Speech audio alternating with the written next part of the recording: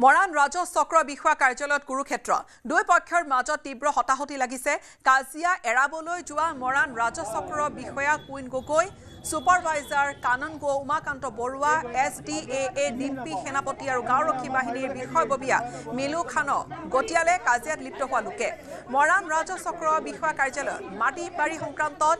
মৰাণৰ 2 নম্বৰ সৰুপথাৰ গাঁৱৰ এটা পক্ষ আৰু শিৱসাগৰৰ এটা পক্ষৰ মাজত শুনানি আছিল সেই মৰ্মে কাৰ্যালয়ৰ গোটৰ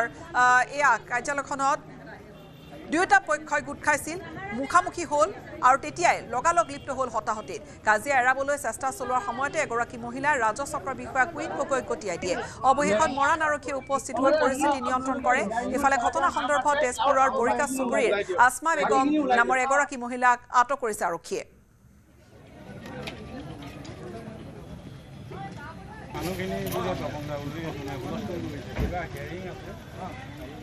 আমাৰ মামুন সোণোৱাল বুলি আছে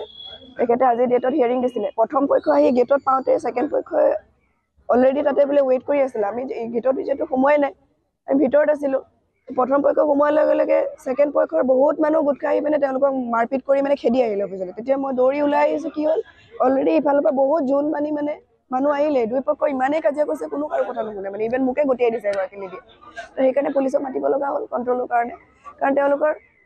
আমি হিয়াৰিংটো ল'বলেই পোৱাগে নাই এটেন্ডেন্স তেওঁলোকে হাজিৰাটোৱে দিয়া আমি কোন আহিছো বুলি গেটৰ বাহিৰতে তেওঁলোকৰ কাজিয়া বাজিবৰ কাৰণে প্ৰথম পক্ষটো দৌৰি ইয়াত সোমাই আহিছে সেকেন্ড পক্ষ খেদি পেলাই আকৌ সোমাই আহিছে লগে লগে আপুনি দুখ পালে নি বাৰু দুখটো পোৱা নাই মই গটিয়াই দিছে মোৰ কথা শুনা নাই আৰু মই চক্ৰ বিষয় বুলি কৈছে যে মই আপুনি শুনক কাজিয়া নকৰিব এই ডাঙৰ এই এজেন্ট মানুহ আছে কোন পক্ষ এতিয়ালৈকে আমি ধৰিবই পৰা নাই এইজন মানুহ গটিয়াই দিলে তাৰপিছত আমি কৈছো নাই আপোনালোকে জ্যেষ্ঠ মানুহ এজনক গটিয়াই নিদিব ৰ'ব কথাটো পাতি লওঁ আমি তেওঁ মানে গটিয়াই দিছে কথা শুনিবলৈ বিচাৰে